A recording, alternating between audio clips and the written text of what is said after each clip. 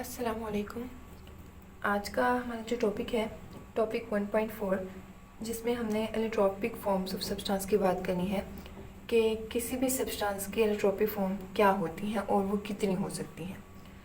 तो यहाँ पर एलोट्रोपिक की एक डिफाइन मैंने यहाँ पे लिखी हुई है, existence of an element in more than one form in same physical state. कि जब कोई एलिमेंट एग्जिस्ट करता है एक से ज़्यादा फॉर्म्स के अंदर, इन मोर देन वन फॉर्म, कि जब कोई भी एलिमेंट मतलब सेम टाइप ऑफ एटम्स हो जिसके अंदर कोई भी एलिमेंट जब एक से ज़्यादा डिफरेंट फॉर्म्स के अंदर एग्जिस्ट करता है, लेकिन उसकी जो फिज़िकल स्टेट है वो क्या होनी चाहिए, सेम होनी चाहिए। तो उन फॉर्म्स को हम कहते हैं एलोट्रोपिक फॉर्म्स, और वो फिनोमिना जिसकी वजह से ये एलोट्रोपिक फॉर्म हो रही है उसको हम कहते हैं कि वो एलोट्रोपी है। रिपीट करती हूँ, एलिमेंट क्या है कि कोई भी ऐसे एटम्स जो कि सेम टाइप ऑफ एटम से मिले। कोई भी ऐसा एटम, जैसे अगर हम यहाँ पे बात करें हाइड्रोजन जो है वो हाइड्रोजन से मिल रहा है, तो सेम टाइप ऑफ एटम जब आपस में मिलते हैं तो वो क्या बनाते हैं, एलिमेंट बनाते हैं।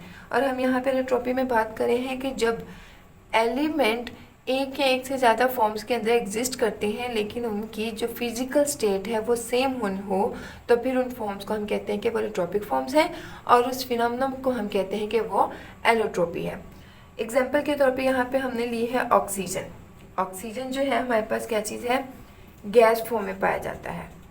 ऑक्सीजन का एटम, जब हम ऑक्सीजन के ही एटम के साथ इंटरमिक्स करते हैं, उनका कोई बॉन्ड बनाते हैं, तो फिर हम बात करते हैं कि वो एलिमेंट बना है। अब यहाँ पर ये ऑक्सीजन O2, ये चीज़ क्या है, सेम टाइप ऑफ एटम्स है, मतलब ये एक एलिमेंट है। O3 same type of atoms है, मतलब कि ये भी एलिमेंट है।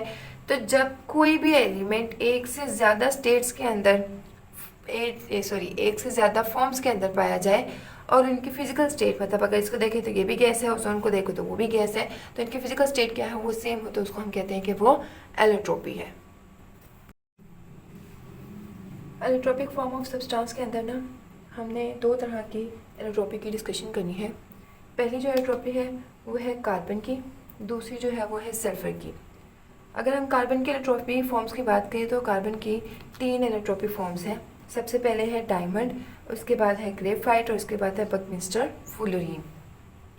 अब ये होते क्या है, इनके आगे एक छोटी सी डिस्क्रिप्शन लिखी हुई है कि जो डायमंड्स हैं इनका एक जेंट मैक्रोमोलिकुलर स्ट्रक्चर होता है, मतलब इनका एक ऐसा स्ट्रक्चर होता है जो बहुत ही ज़्यादा बड़ा हो, और वो क्या हो, उसके अंदर मैक्रोमोलिक्यूल्स, मतलब उनके अंदर ऐसे मॉलिक्यूल्स पाए जाएँ जिनका मैस जो है वो बहुत ज़्यादा हो। तो डायमंड क्या है, एक ऐसे मैक्रोमोलिक्यूल स्ट्रक्चर जो बहुत ही ज़्यादा ह्यूज हों। ग्रेफाइट क्या है, एक ऐसे कार्बन की लेयर स्ट्रक्चर जो कि हेक्सागोनल रिंग के अंदर पाई जाए। हेक्सा निकला है 6 से, तो ऐसे कार्बन की रिंग जिसके अंदर 6 कॉर्नर्स हों, ये चीज़, इसको हम कहते हैं कि ये ग्रेफाइट है। ये चीज़ जो है आपस के अंदर इस तरह से लेयर्ड आउट हो कि वो कार्बन की लेयर बनाए हेक्सागोनल फॉर्म के अंदर, तो उसको कहेंगे कि वो ग्रेफाइट है। बकमिंस्टर फ्लोरीन जो है वो C60, इसका फार्मूला यहाँ पे लिखा हुआ है। ये इसके अंदर जो हमारे पास कार्बन की तादाद पाई जाती है ना, या तो वो पेंटागोन होगी या फिर वो हेक्सागोन होगी, मतलब वो रिंग तो होगा, लेकिन या तो वो 5 कार्बन रिंग होगा या तो फिर वो 6 कार्बन रिंग्स होगा। अब इन 3 के अंदर हमने क्या बात बताई है कि डायमंड क्या है, एक ऐसा ह्यूज स्ट्रक्चर है जो कि कार्बन का तो है, लेकिन उसमें कार्बन के मॉलिक्यूल्स जो हैं वो बहुत ही ज़्यादा मैक्रो लेवल के हैं। ग्रेफाइट क्या है कि कार्बन का स्ट्रक्चर इस तरह से अपने आप को लेयर्ड आउट कर रहा है कि वो एक हेक्सागोनल रिंग बना रहा है, और ये हेक्सागोनल रिंग्स जो हैं वो एक पूरी लेयर बना रही हैं, और उस लेयर को हम ग्रेफाइट कहेंगे। बकमिंस्टर फ्लोरीन क्या है कि जितने भी कार्बन हैं उनके अंदर एक इस तरह का एक स्फीयर पाया जाए जो कि किस चीज़ से मिलके बना हो, कार्बन के एटम से मिलके बना हो, और ये कार्बन के एटम्स अपने आप को इस तरह से अरेंज करें कि या तो उनके अंदर पेंटागोन स्ट्रक्चर बने और या तो उनके अंदर हेक्सागोन स्ट्रक्चर बने। तो ये 3 एलोट्रोपिक फॉर्म्स हैं किस चीज़ की, कार्बन के, और कार्बन जो है वो सॉलिड फॉर्म के अंदर पाया जाता है, और ये 3 फॉर्म्स भी हमारे पास सॉलिड फॉर्म के अंदर ही पाई जाती हैं। अब एलोट्रोपिक फॉर्म यहाँ पर डिफाइन क्लियर हो गई कि कोई भी एटम कोई भी एलिमेंट जब एक से ज़्यादा अपने फॉर्म्स के अंदर पाया जाता है, डिफरेंट फॉर्म्स के अंदर, लेकिन उसकी फॉर्म्स क्या होनी चाहिए, बिल्कुल सेम फिजिकल प्रॉपर्टीज़ के अकॉर्डिंग होनी चाहिए, उनके अंदर जो फिजिकल स्टेट है वो सेम होनी चाहिए, तो हम उसको कहेंगे कि वो क्या है, एलोट्रॉपिक फॉर्म्स है, और उस फिनोमेना को हम कहते हैं कि वो एलोट्रॉपी है। अब कार्बन की जैसे एग्जांपल है, तो कार्बन में 3 एलोट्रॉपी है, एलोट्रॉपी डायमंड की एलोट्रॉपी, ग्रेफाइट की एलोट्रॉपी, बकमिंस्टर फ्लोरीन की। तो ये वाला जो है एलोट्रॉपिक फॉर्म कार्बन की है। नेक्स्ट जो है इसमें हम डिस्कस कर रहे हैं कि ये फ्लोरीन क्या है, कि हमने कार्बन को फ्लोरीन के अंदर तो डिस्कस किया है, तो ये फ्लोरीन क्या चीज़ है और हम इसको कार्बन के अंदर क्यों ले रहे हैं, इसकी क्या क्या फिजिकल प्रॉपर्टीज़ हैं, और इसके अलावा इसकी क्या ऐसी कैरेक्टरिस्टिक्स हैं जिसकी बिना पर हम इसको फ्लोरीन कहते हैं। आगे है हमारे पास फ्लोरीन्स। फ्लोरीन्स जो होते हैं ना, ये ऐसे कार्बन मॉलिक्यूल्स के स्ट्रक्चर होते हैं जो कि होलो कार्बन मॉलिक्यूल्स हों, और उसके अलावा उनका जो स्ट्रक्चर हो वो या तो स्फेरिकल हो या सिलेंड्रिकल हो। मतलब या तो वो अपने आप को किसी सिलेंडर के अकॉर्डिंग लें, उनका स्ट्रक्चर इस तरह से अरेंज किया गया हो कि दरमियान से वो होलो हो लेकिन उनका स्ट्रक्चर तो सिलेंड्रिकल हो, या फिर वो स्फेरिकल स्ट्रक्चर रखते हो, तो उनको हम कहते हैं कि वो फ्लोरीन्स हैं। अब यहाँ पर उसके कुछ कैरेक्टरिस्टिक्स हैं कि जितने भी फ्लोरीन्स हैं वो सारे के सारे कहाँ पर स्टेबल होते हैं, जब उनका टेम्परेचर और उनका प्रेशर जो है वो सबसे ज़्यादा हाई हो। मतलब ऐसे एलिमेंट्स जब उनका टेम्परेचर या उनका प्रेशर जो है हम हाई रखते हैं, तब वो क्या हो जाते हैं, स्टेबल हो जाते हैं। इसके अलावा ये नेचर क्या है इनका कि ये कोवलेंट होते हैं। कोवलेंट का मतलब होता है कि कोवलेंट बॉन्ड आमतौर पर उन बॉन्ड्स को कहते हैं जिनके दरमियान कोई म्यूचुअल शेयरिंग की जाए। तो फ्लोरीन्स जो हैं इनका नेचर भी कोवलेंट ही होता है, इनके आपस में एक दूसरे के स्ट्रक्चर जो बना हुआ होता है वो एक दूसरे की शेयरिंग की वजह से बना होता है, मतलब इलेक्ट्रॉन्स की शेयरिंग की वजह से। इसके अलावा ये अगर हम इनकी सोल्युबिलिटी की बात करें तो ये जितने भी फ्लोरीन्स हैं, ऑर्गेनिक कंपाउंड्स हैं, ये सारे के सारे ऑर्गेनिक सॉल्वेंट्स के अंदर ही सोल्यूबल होते हैं। अब यहाँ पर एक पॉइंट है कि इनका जो स्ट्रक्चर है वो केज लाइक है, मतलब एक पिंजरे की तरह है। तो इसको हम इसलिए केज लाइक करते हैं क्योंकि ये फ्लोरीन का स्ट्रक्चर बहुत ज़्यादा यूनिक होता है। इनके ऊपर किसी तरह का कोई भी चार्ज नहीं होता, ना इनका कोई चार्ज है, ना इनकी कोई बाउंड्री है, ना इनके पास कोई अनपेयर्ड इलेक्ट्रॉन्स हैं। तो इसी वजह से हम कहते हैं कि इनका जो स्ट्रक्चर है ना वो इस तरह से है जैसे कि एक पिंजरा हो, बिल्कुल आज़ाद, सेम इसी तरह से।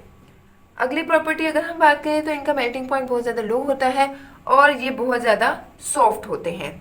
यहाँ पर जितनी भी प्रॉपर्टीज़ की बात की गई है उसके अंदर हमने कहा था कि इनका प्रेशर और इनका टेम्परेचर जो है ये दो चीज़ें क्या होती हैं, इनकी स्टेबल होंगी तब जब ये हाई होगा इनका प्रेशर टेम्परेचर। कोवलेंट होता है नेचर में, कोवलेंट होने के साथ ही ऑर्गेनिक कंपाउंड है तो ऑर्गेनिक सॉल्वेंट्स के अंदर ही सोल्यूबल होगा। इसमें किसी तरह का कोई बाउंड्री नहीं है, इसके अंदर किसी तरह का कोई चार्ज नहीं है, इसके अंदर किसी तरह की कोई भी अनपेयर्ड इलेक्ट्रॉन की शेयरिंग, अनपेयर्ड इलेक्ट्रॉन्स की नहीं है तादाद। तो इसी वजह से इनको हम कहते हैं कि इनका स्ट्रक्चर जो है वो केज लाइक है।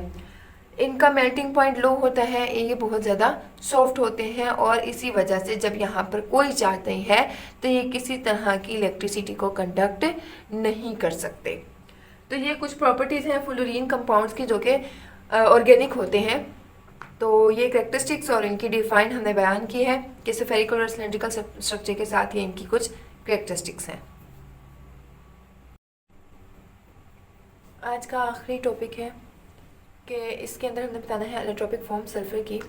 एलोट्रॉपिक फॉर्म सल्फर की होती हैं दो, एक होती है रोम्बिक, एक होती है मोनोक्लाइन, और इन दोनों का फॉर्मूला है S8।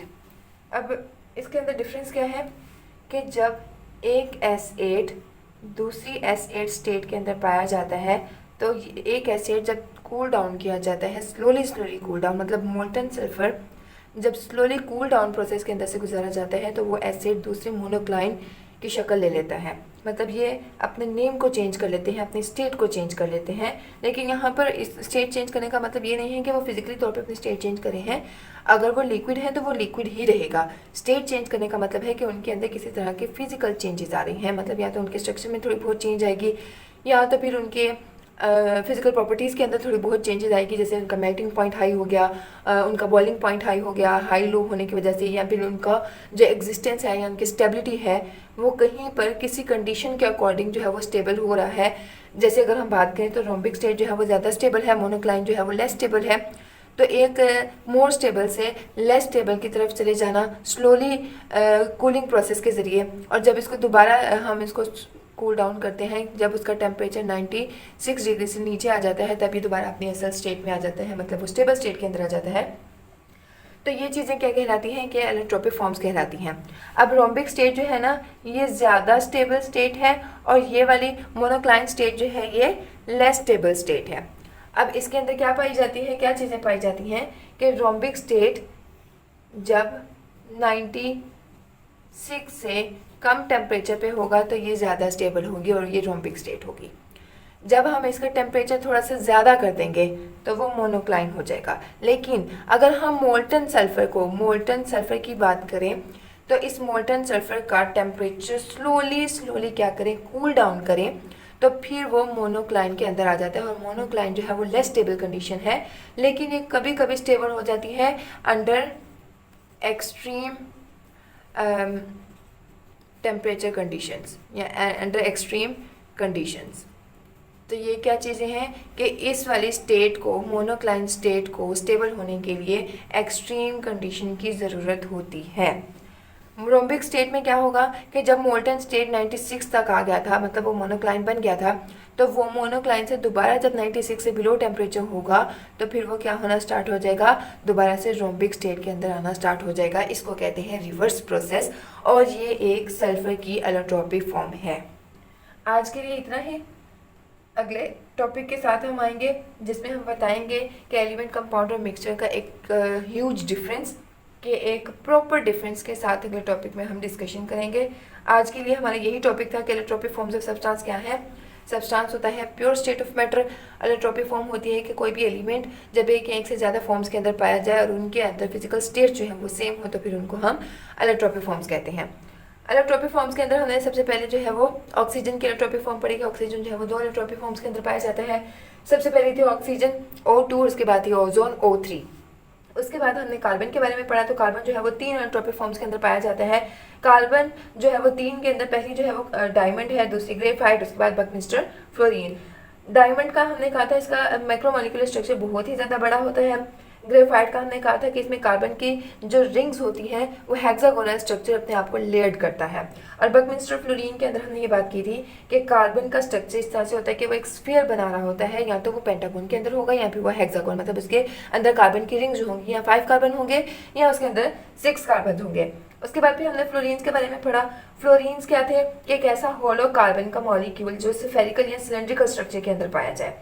फिर हमने फ्लोरीन के बारे में उसकी कुछ कैरेक्टरिस्टिक्स पढ़ी कि सबसे पहले उसका हाई टेम्परेचर और हाई प्रेशर के ऊपर जो है वो स्टेबल होगा। उसका नेचर जो है वो कोवलेंट होगा, मतलब उसके दरमियान जो है वो म्यूचुअल शेयरिंग होगी इलेक्ट्रॉन्स की। उसके बाद हमने पढ़ा कि अगर वो इलेक्ट्रॉन की शेयरिंग की वजह से वो कोवलेंट नेचर हो रहा है और वो ऑर्गेनिक कंपाउंड भी है, तो फिर वो ऑर्गेनिक सॉल्वेंट्स के अंदर डिसॉल्व होगा।